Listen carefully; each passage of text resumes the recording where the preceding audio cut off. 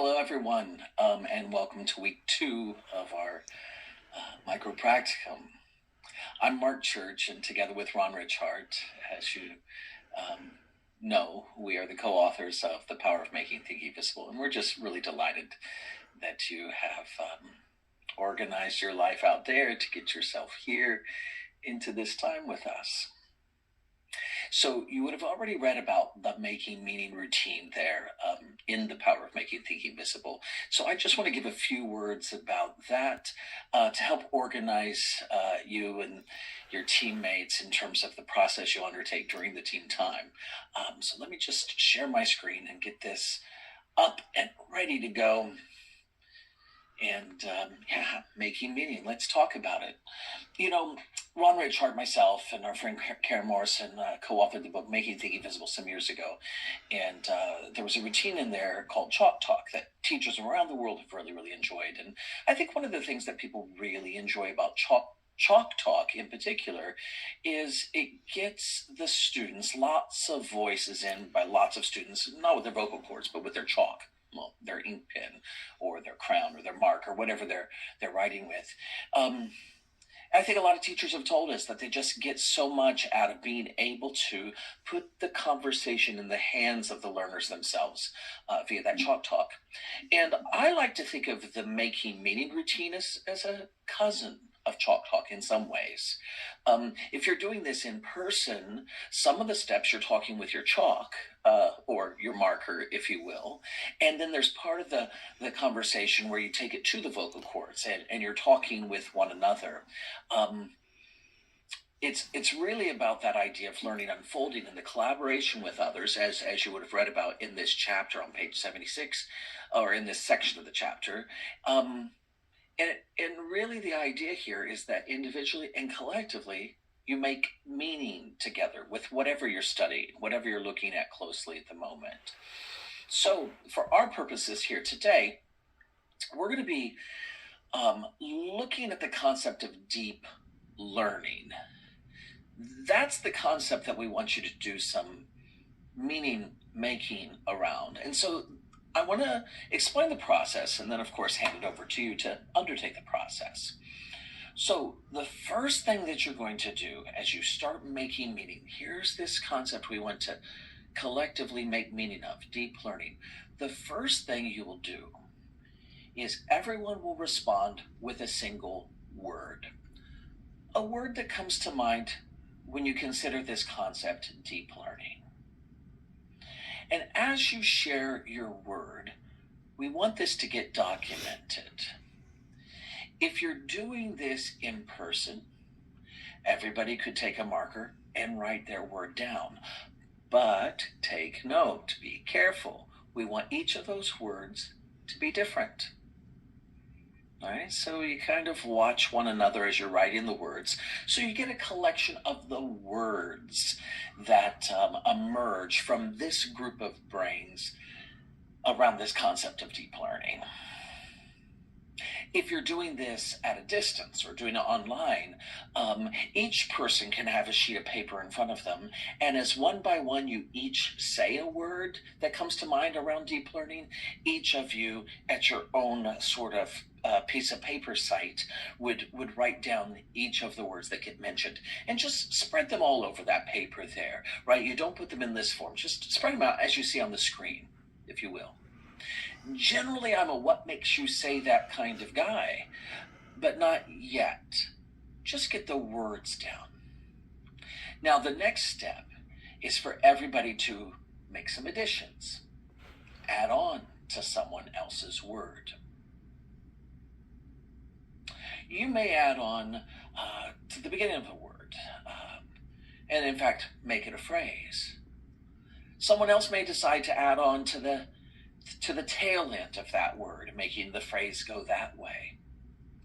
Someone may add on to the beginning of this one, and someone may just add on also to that same word over there, giving a couple of different sort of choices that come up. You don't need to worry if you're making more than one addition in one word. The point is to add on to someone else's word. And if some words stand alone, That's no problem either. The whole idea is to get words down first, then make some additions, everybody adding on to someone else's word. Again, I'm usually a what makes you say that kind of guy, except for in this moment. We want you just to hold on that so that then the next part of the conversation really starts to grow. You've got the words down now. You've got the additions, the add-ons down. Now, here's where I think the conversation starts to flourish.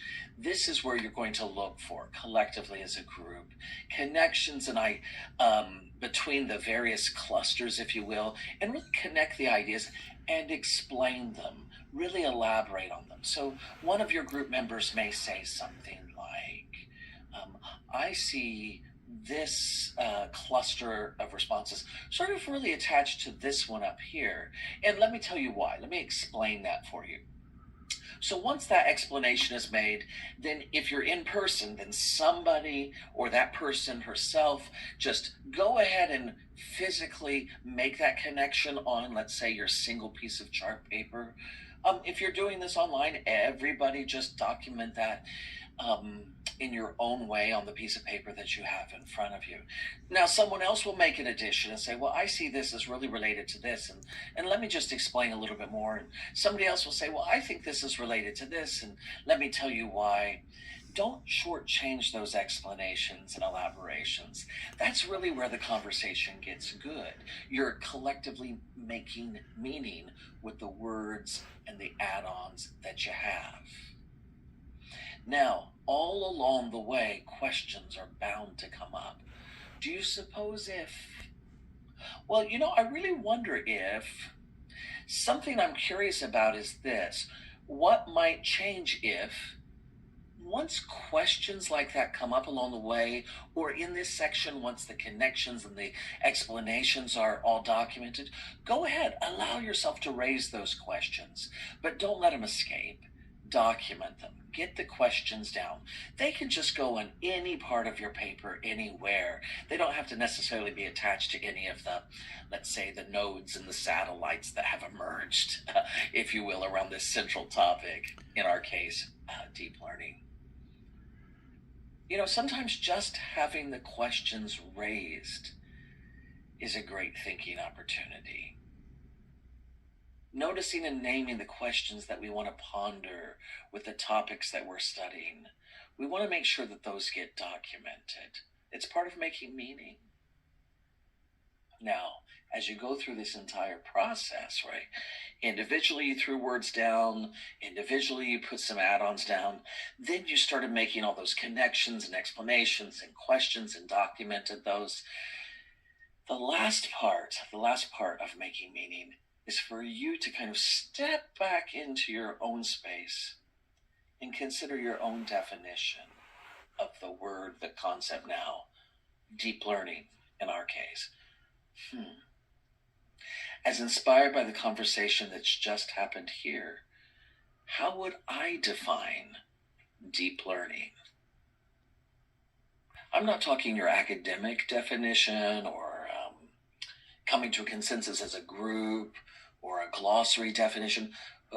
Ron and I both want you to think about your walking around definition of deep learning. The one that you'll carry with you as you work in your classroom or whatever your context is in the field.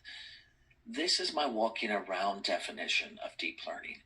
And everybody individually get those written and then share them with one another, of course. Again, you're not to come to a group consensus of a definition there. It really is your own personal walking around definition of, in our case, deep learning. Making meaning.